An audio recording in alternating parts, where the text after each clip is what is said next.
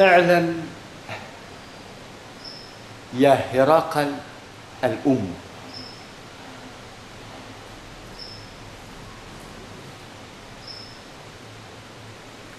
أنك بأعيننا من خلال مقياس يسكن لوقح رياح مغلفة بثلاث داخل 30 و3 مثلث والصفر نواة الذرة التي أنجبت هذا المثلث.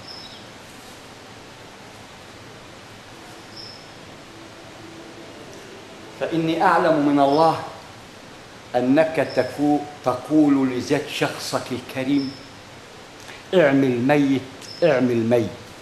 أعلم هذا الشيء من خلال ما يكمن في لواقح رياح يدار بها عملية لمخك سعادتك، وأنت هرقل بداية اللانهاية تسكن لواقح رياح مغلفة بثلاث داخل 30 بشركة الدائرة الثلاثية للأبحاث العلمية والإعلام، التي بها ما يرضي كل من هو طيب الخاطر والنفس.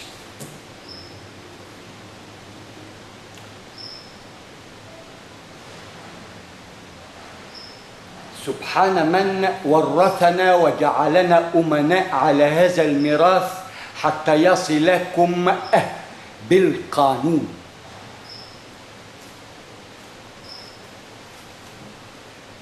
أي يا هذا الهرقل وبداخله أعصاب 9 مليار عصب و11 مليار خلية تشكل كرات دم بيضاء، حتى تعي مما يتكون مثلث هذا اللب أي هذا المخيخ، أي ما هو أسفل هذا المخيخ وفاض عليه الماء والدماء قطرتان، واحدة من ندى والأخرى من مسكها.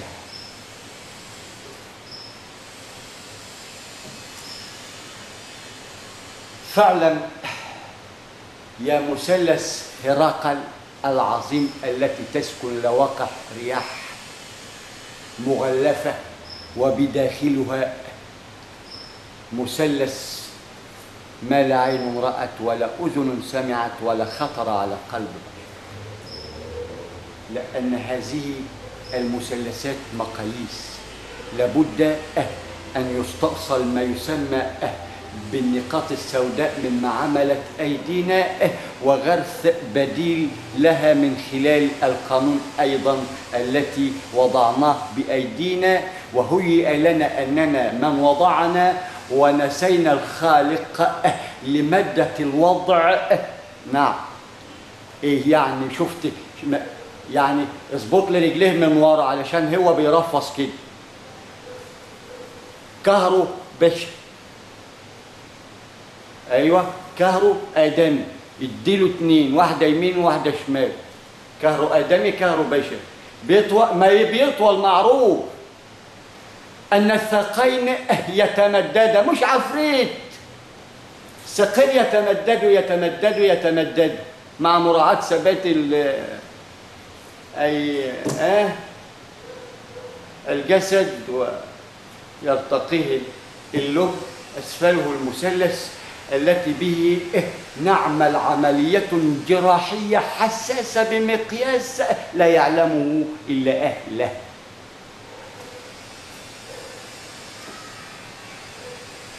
فوجب علينا استئصال ما يسمى لواقح رياح مفرغة ووضع لواقح رياح غير مفرغة تحمل رقمان، رقم وحرف أي زوجين، رقم ولكل رقم جنته، وأحرف لكل حرف جنته، إلى أن نعي مثقال الجملة. جمل جمال تسعى في مناكبه.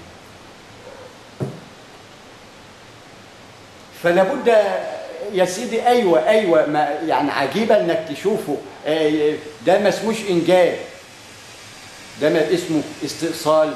يوم الفصل فصلت، دي يا ابني دي انثى اللي طالعه من جنبه من ضلعه الايسر. ده انت عبيط؟ ما شفتش راجل بيولد قيصري؟ هو ما امال ايه؟ ما هو كيفيه تنبيته، وكيفيه فلقه، وكيفيه استخراج ما بجوفه. نبدأ بما في ضلعه الأيسر التي أنجب أمه حواء، أي زوجته حواء، اللي تشكل الأم والجدة والخالة والزوجة والأخت.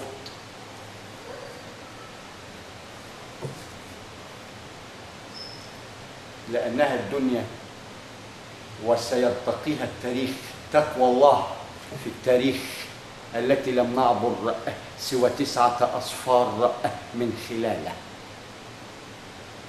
واحد أمامه 9 أصفار، قاعدين بقى كده هرم نبص له كده، يا سلام يا سلام، من الذرة للمجرة يا ولا. أيوة من الصفر كده، وخد بعد الواحد كده يا ولا، سلم طالع ده عاجبك سلمك يا ولا، ده سلم أمان يا ولا، ده سلم أمان يا ابني. أنت لسه مش فاهم الكيفية القائمة على الذات.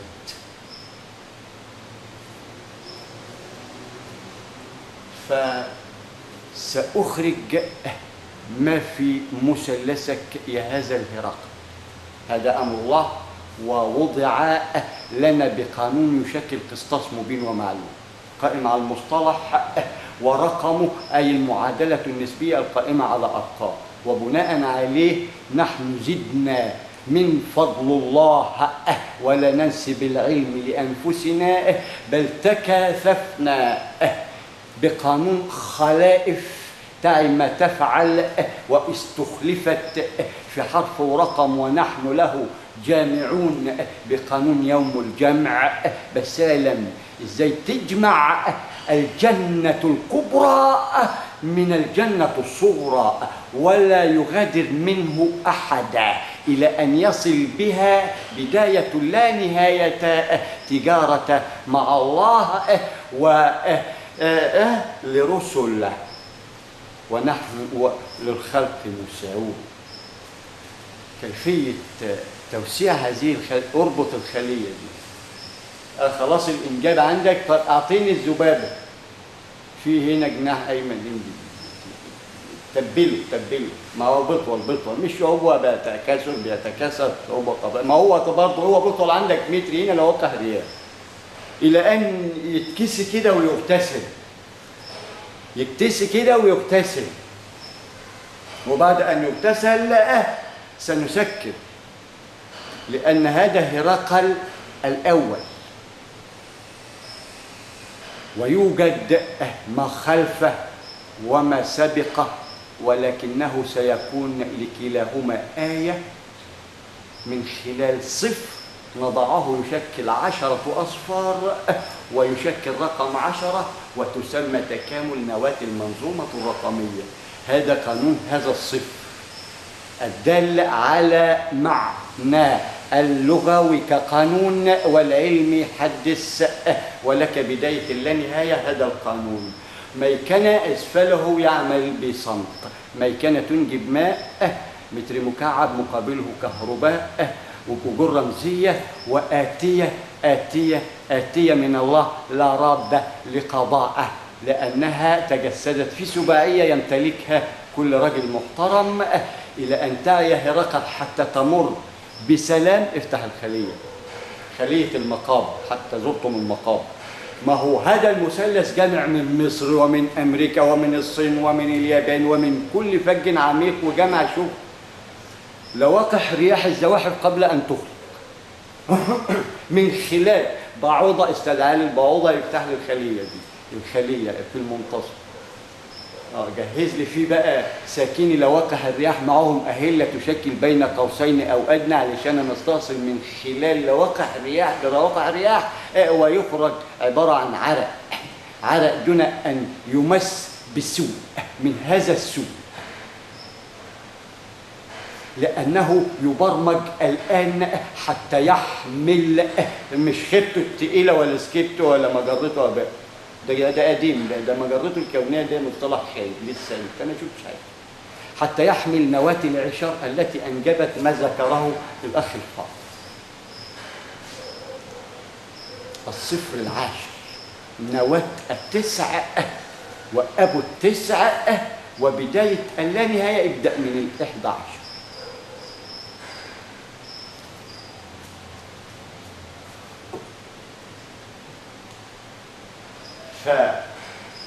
ففتحت خلية المقابر،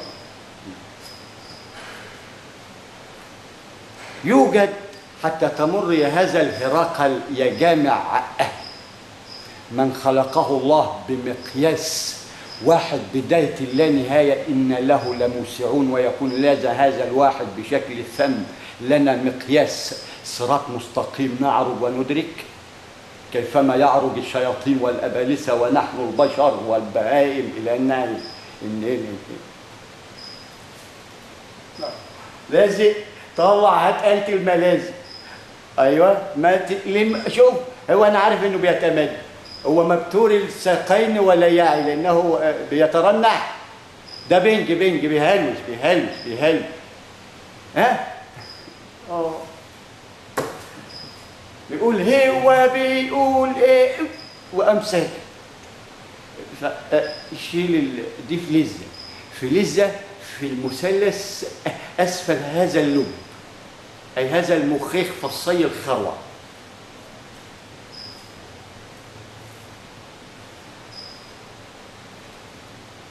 فاثبت يا هذا الهرقل احسن حتى تمر من هذه العملية بسلام. فسأريكه كيفية البيزنس مع الله، ويكون لنا ثرى القبور آية، وهذا الثرى يشكل سوءة الأحياء الذين هم عند ربهم يرزقون بقانون وكل في شغل فكين. فمن خلال هذا الثرى التي تدبرنا وسرى صاحبه عليه بقانون حيوان الدنيا المجسم من تراب، كما أتى سيدنا جبريل عليه الصلاة والسلام وزاد، ولكن هذا بمقياس 60-70 فوق 70 مسلم. يبقى أنت جبريل بمقياس 60-70 فوق 70، ووجب أن تعلمنا ديننا. يزعلوا مننا نقول علمنا قانون الميكنة الكونية، يزعلوا مننا يقول لك هو الجدع ده بيقول ايه. ففي فلزات لابد من استئصالها واستبدال فلزات اخرى حتى ما يكونش البنج مأثر عليك بالشكل لأنه بنج كوني وليس بنج عبر أنبوب يشكل حقنة، لا، هذا عبر الخلايا الاستنشاق. وعندما نعمل عمليات جراحية نستدعي البعوضة تفتح الخلية ونعمل بالذبابة. شوف بقى اما تمر الذبابة كما يمر الجمل من فم الخياط، من فم هذه ده انت ده بيمر من عبر هذا الانبوب القائم على هذه البعوضة اللي عامله لي خيلة كذابة. ولا تعي كيفية تشغيل المثلث، نستدعيها تقوم فاتحة الخلية الخربانة بتاعتها، تقوم فاتحاها كده علشان ميكنها نحط لها صفرها. ما هو احنا الحميرة التي تحمل أصفار، مش انت بس يا دربوك، انت في التوهان، وبنقول لك انت حلو انت حلو انت حلو. فمن خلال فسحتنا في المقابر وانت حلو، قبل ما تبقى مش حلو خالص بمقدار ولا يتبقى منه سوى لوقح رياح، وجب علينا توريثها مما تأوي من عبر وبث بالخير. مش نحدث في القديم بقى طعم وحش. علقمة تمرد، قال لك بقى علقم، علجم والله علجم.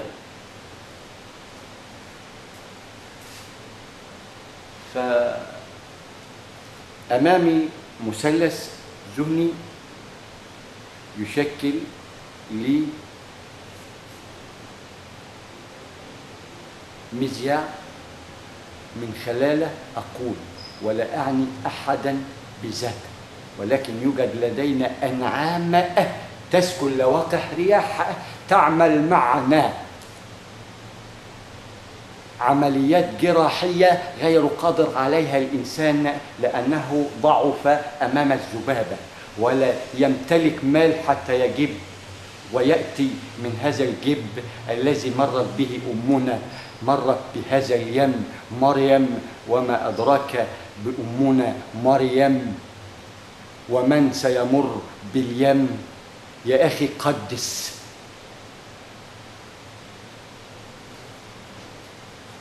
وسبح وكبر وهلل، اسعد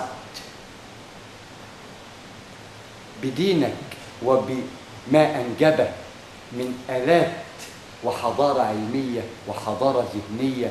طبعا أنا عارف إنك عامل ميت حتى أشحنك بهذا المقياس، تحس إنك خدت ذرة تترنح يهيأ لك أنك اقتنيت، ولكن نحن لسه في مقياس عشاري تكامل نواة المنظومة الرقمية. فاثبت ثبتك الله حتى نخلص من في لذة واحدة. ده في طار وهيليار مع مراعاة طار مع ثبات الهيليار في الطار. بستان به جنات يتكاثر، بوابة بستان تدخل جنات. الجنة شوف مفتاح ايه بقى؟ يا أخي تقوى الله في التكاثر حتى نهيئ لهم الأرض بشكل صحيح، والكهرباء بشكل صحيح، والمأكل بشكل صحيح، حتى نتفق مع الله عندما تجوع الأمة. نحن هكذا نحارب الله، لأننا بهذا المقياس نقول أنه بخيل ووجد بها جنات لا تعمر بعد. نحن مقياس سكاني بشكل راس دبوس قاعدين عليه وسايبين باقي راس الدبوس ما يعني في بقعة الأرض. لأننا عندما نزور المقابر الأحياء بقانون المتشابهات قرى لم يجد بها لا ماء ولا كهرباء على بعد 100 كيلو مثلا، الدولة لا تمتلك بعد 100 كيلو عواميد ماديات ولا سلك يصل فيه الطيار. لسه ما وصلناش للطيار، احنا على المقص، على الفحم والبخار.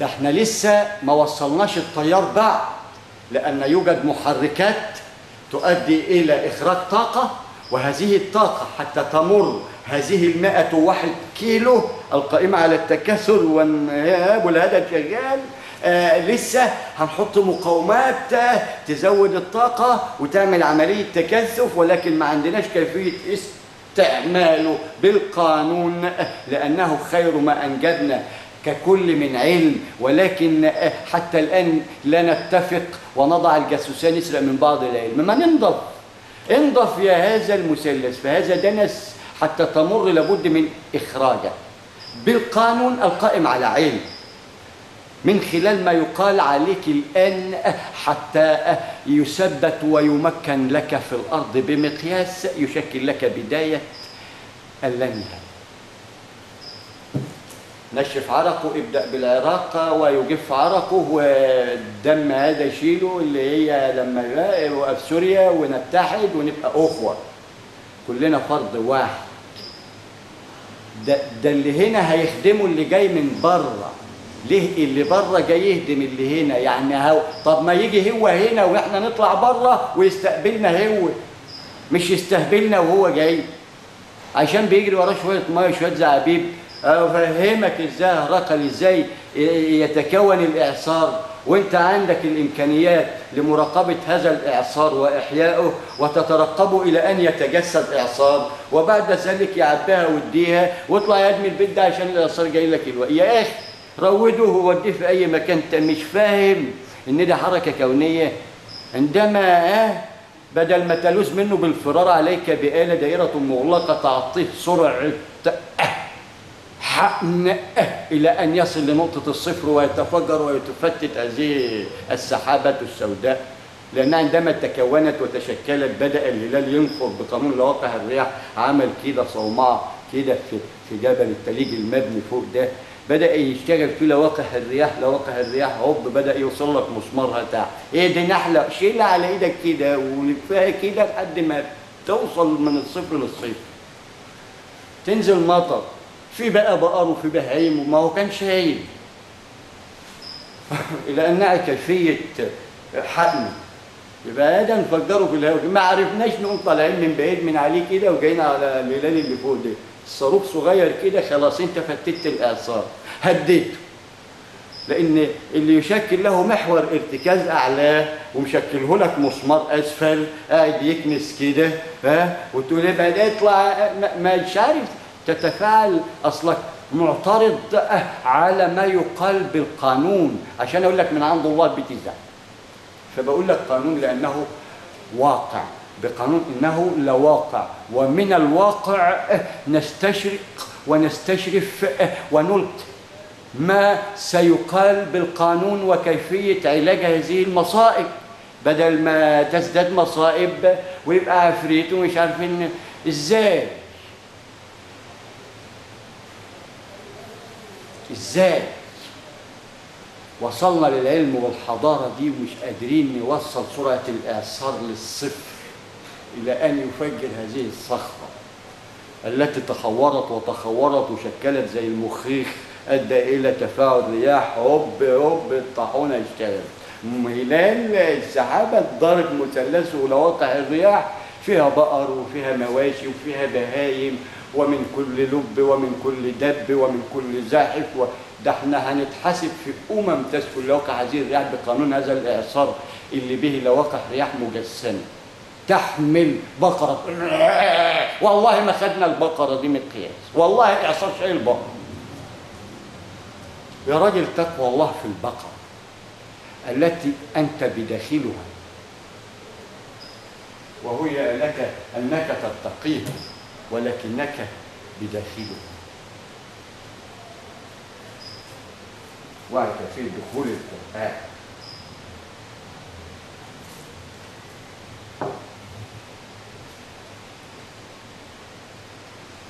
عرفت كيفية تفتيت الإعصار بالإعصار.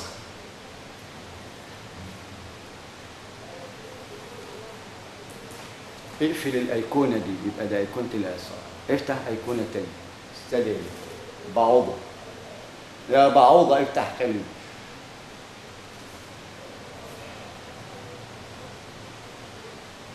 ما هو في هنا ملك لا يعلمه إلا الله. سأريكهم وأريكه إياه يا هذا الهرقل من 9 مليار هرقل، ولكن يسكن بداخلك جبروت هذه 9 مليار مع 11 مليار خلية كروية بيضاء. يمكن ترى القمر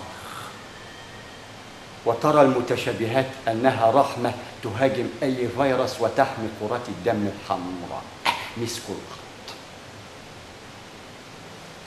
لأنها مادة خير زبد من زبد البحر اللي ذهب جفاء وسايبينه بيذهب جفاء ما عرفناش ايه ما هو ذاهب جفاء. لا ده بداخله النواة ما أذهب به إياه. سبحان الفاعل والمفعول والقائم على رد الفعل وخلق هذه المواد المتفاعلة، ونحن من هذه المواد بمقياس اللا شيء من خلال ما نقتنيه من عين، وندعي أننا من علمناه، ولا نقول سبحان من علمنا. ننكر، نقول قول الحمد لله. يقول لك على ايه يا اخي؟ ده انت كفايه انك اصبت يوم لا نهايه له.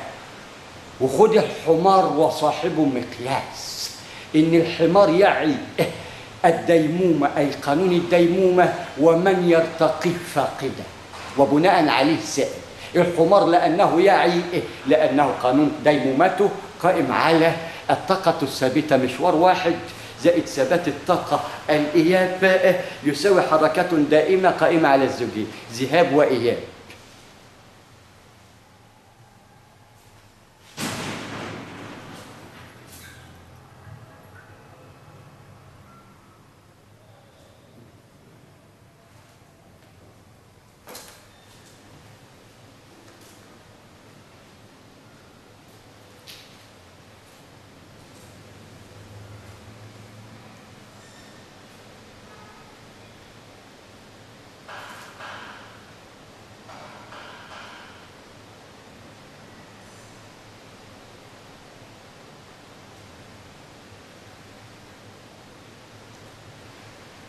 تقبل الله منكم جميعا لأنكم أهله، أي خليفته، وأهله أهلته.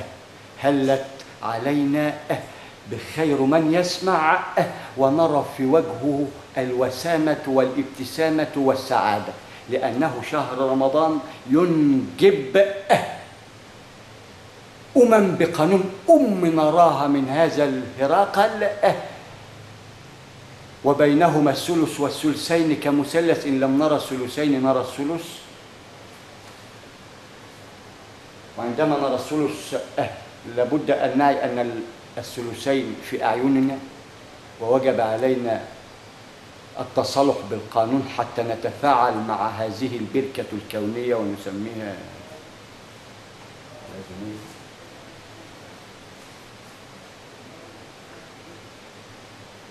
فرأيت من خلال التجول في المقابر، رأينا الأحياء الأموات ساكين المنازل الذين هم يأكلون كما تأكل الأنعام. حينئذ نرى ما بينهما أن يوجد ما يسمى رجال أعمال تريد أن تعمل في عمل صالح، فهذا العمل الصالح عندنا يشكل له ديمومة، أي ريعه دائم وليس مفصول، مش مرة وخلصت، لا ده مرة بداية اللانهاية. الكيفية قائمة على ذات ما سنقول ونحقن بقانون محكن في خلية في مخيخ يخلق بعد أن يتم إحياء من في القبور. في هذه الحالة يكون اكتملت خلية قائمة على ما يسمى فأما بنعمة ربك فحدث. وبناء على ما نراه من نعم نرى سكان هذه المقابر اللي يشكلوا لنا أحياء وأموات، أحياء بمقياس 60-70 فوق 70، وبعد هذا المقياس يشكل لنا فصل المواد آية من خلال ما شرحناه في المادة السوداء اللي في القبور. وبناء على المتشابهات رأينا من هم أحياء خارج من هم في كنف الله، أي الرحمن الرحيم التي ولاهم قبلة نراها من الله من خلال المقياس القائم على ذات المثلث.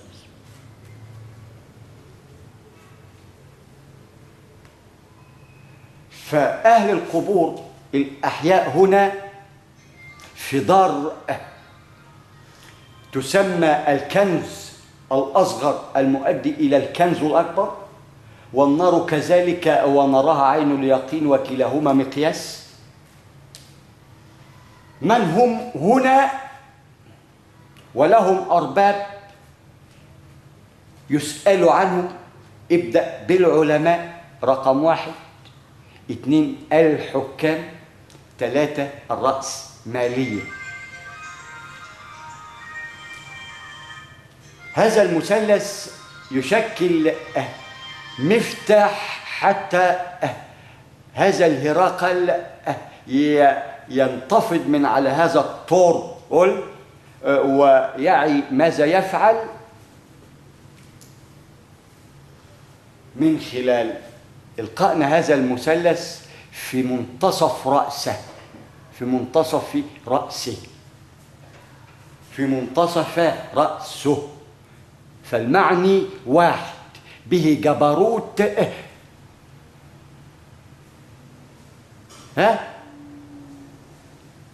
طار وهليار طار، مع مراعاة ثبات الطار بداية اللانهاية طه، لأنه يشرح نفسه بنفسه. إن لم تنطق أنت إلا بالصرصرة يا من تسبسب. استأصل هذا العصب من هذا الديناصور. هرقل لسه من هذا الهرقل. امال بتدخل بتقول لي ديناصور ايه؟ خليه دلوقتي بنسبة كام؟ لا على ما يوصل واحد ده فيلم هندي، ده 99 لسه، خليه نكون خلصنا. فتقوى الله يا هذا الهرقل تكون لك بوابة مفتاحها المثلث، وهذا في لواقح رياح مغلفة بمثلث أي 3 نواة الذرة أي الصفر في شركة الدائرة الثلاثية للأبحاث العلمية والإعلام. واعلم إن لم تعلم اعلم، وإن لم تعلم هربط مش ديلك، هربط بديلك لسانك حتى أخليك أضحوك لمن سيعلم من بعدك، يا من متعند ده إني لك، ده أنت المطلوب. استأصل هذا العصر.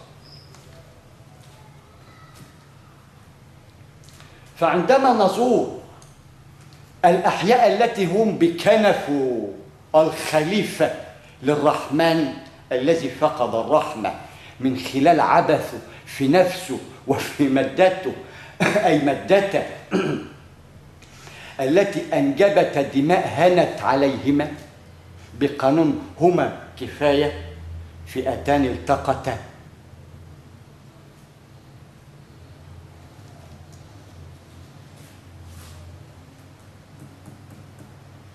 فعندما نزور كمثلث قرية بدويلة بها اقتصاد يهيأ له أنه ده بقانون قارون أنه زائل، ده أنت لسه ما حصلتش باليار وليس باليار. عاش عاش عاش عاش اللي قال الكلمة بحكمة وفي الوقت المناسب. عاش عاش عاش عاش اللي قال الكلمة بحكمة وفي الوقت المناسب. عاش اللي قال يا مصرنا ما فيش